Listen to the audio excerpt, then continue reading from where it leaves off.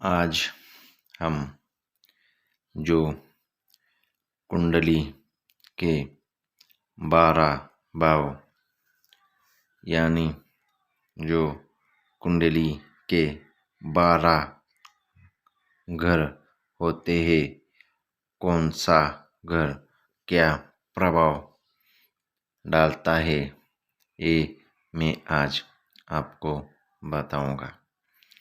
अगर आप मेरे आध्यात्मिक चर्चा इस चैनल पे नए हैं तो चैनल को सब्सक्राइब कीजिए, क्योंकि यहाँ से तो नई नई वीडियो आपके यहाँ नित्य ही आती रहेगी और नई जानकारी आपको नित्य ही प्राप्त होती रहेगी। इसलिए चैनल को सब्सक्राइब कीजिए। तो हम प्रथम भाव के बारे में बताते हैं। प्रथम भाव को लग्नेश कहा जाता है। इस प्रथम भाव में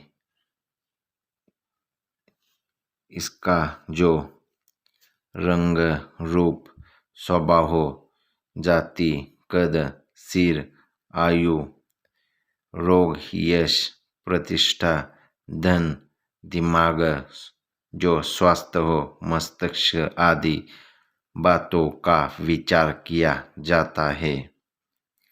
दूसरे भाव, इस धन में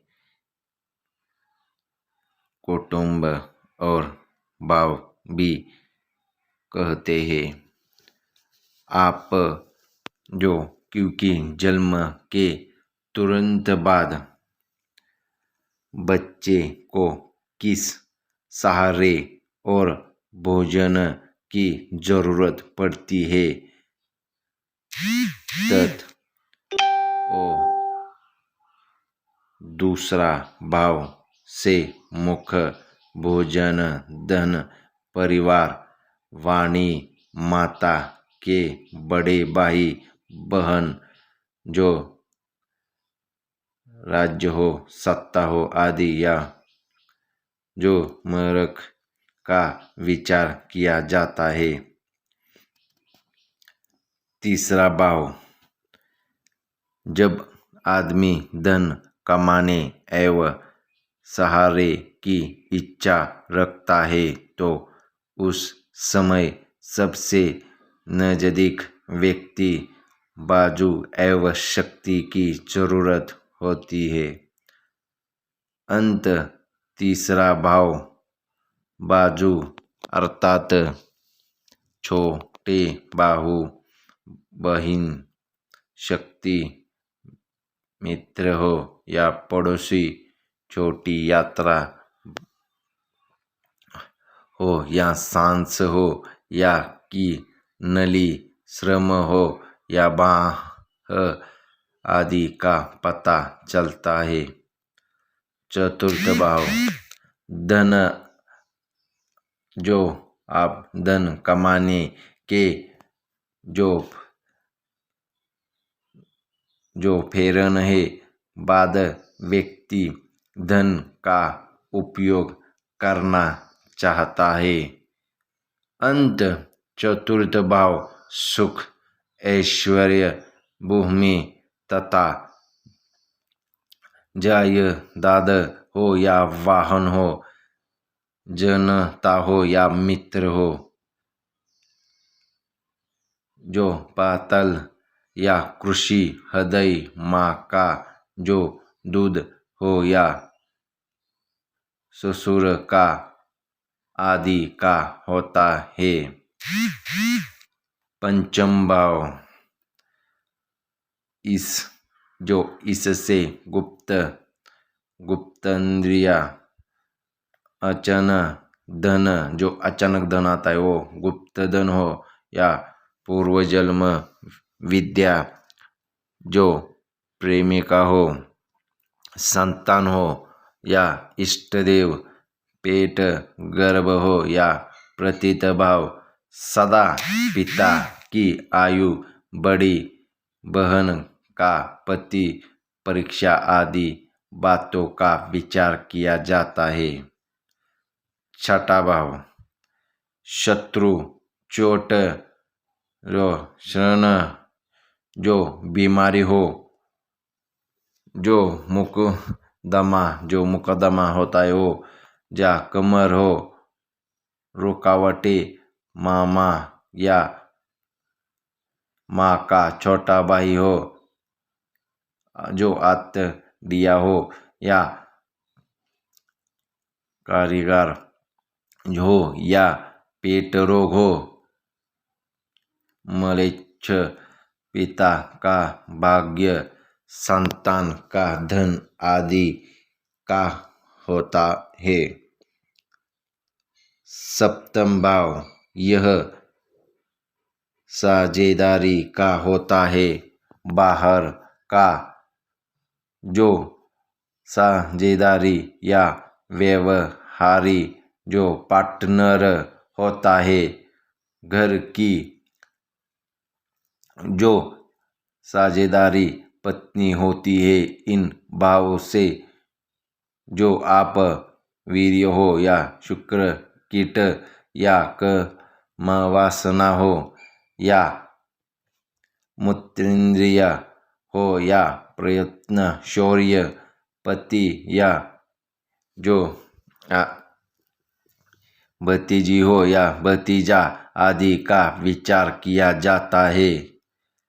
अष्टम भाव इसे मृत्यु भाव भी कहते हैं।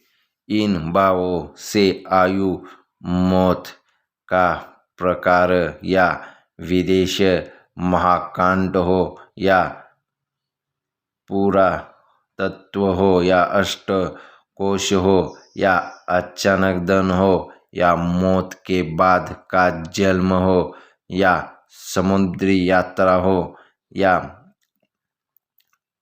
जो लॉटरी हो या गुंडा हो या गुप्तेंद्रिया रोग, पत्नी के धन का पता चलता है। नवम भाव इस भाग्य भाव अथवा धर्म भाव भी कहते हैं। इससे धर्म, परोपकार हो या जो भवज हो या जीजा, साली, उच्च अथवा पौराणिक विद्या हो, योग हो, समाधि या नितंद हो या दात तीर्थ हो या और परलोक आदि का बोध होता है। दसम भाव इस कर्म भाव की कहते हैं। मनुष्य धर्म भी तभी कर सकता है तब आपके अच्छे कर्म हो। और 10वां घर कर्म, पिता, व्यवसाय हो या व्यापार, सरकार सम्मान, सरकारी नौकरी हो या पशु पालन, उद्योग, घटना और सास आदि का होता है। 11वां भाव व्यापार व कर्ज से जो लाभ होता है उस 11वें भाव से देखा जाता है। इससे कोटोदारी या जो दामद बहु लाभ हो या आभूषण, बड़ा बाही या चोट, जो पिंडली आदि का विचार किया जाता है। 12वां भाव इस व्यय भाव भी कहते हैं।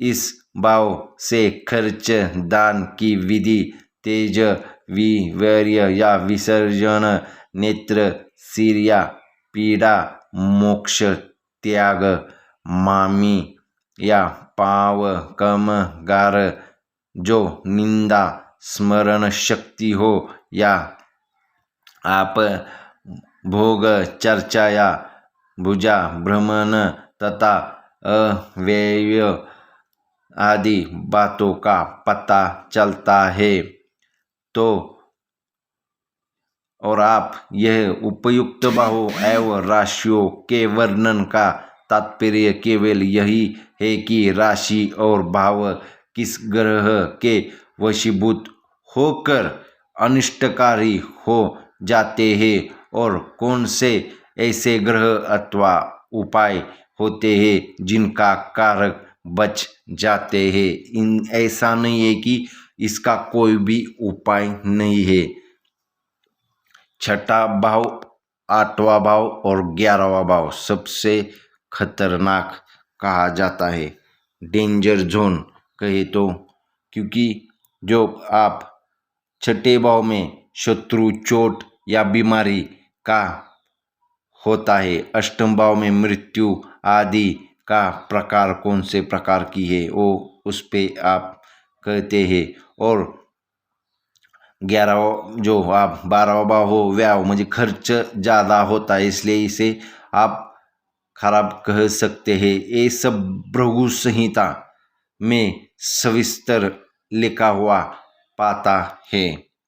अगर आपको ऐसे ही वीडियो देखना है तो मेरे चैनल को ज़रूर सब्सक्राइब कीजिए।